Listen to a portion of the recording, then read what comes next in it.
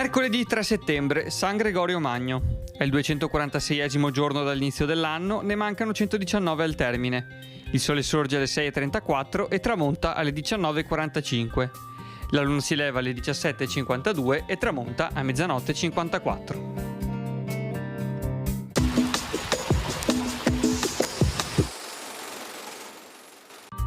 A Follina e a Schio vengono introdotti nuovi sistemi di fabbricazione della lana allo scopo di battere la concorrenza straniera. I fratelli Boschetti presentano alla magistratura veneta dei savi alla mercanzia 15 pezze di panno sottile, chiamate londrine seconde, tessute all'uso di Francia. Inviate all'estero sono trovate superiori a quelle stesse francesi.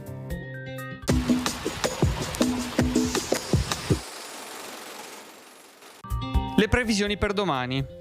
Cielo sereno o temporaneamente poco nuvoloso, precipitazioni assenti. Per le temperature minime attese contenute variazioni di carattere locale, tra cui sulle zone montane e pedemontane prevale un aumento, massime in moderato aumento. Venti in quota fino al pomeriggio generalmente deboli e di sera moderati, nelle prime ore dai quadranti nord-orientali, poi da quelli meridionali con crescente prevalenza da sud-ovest.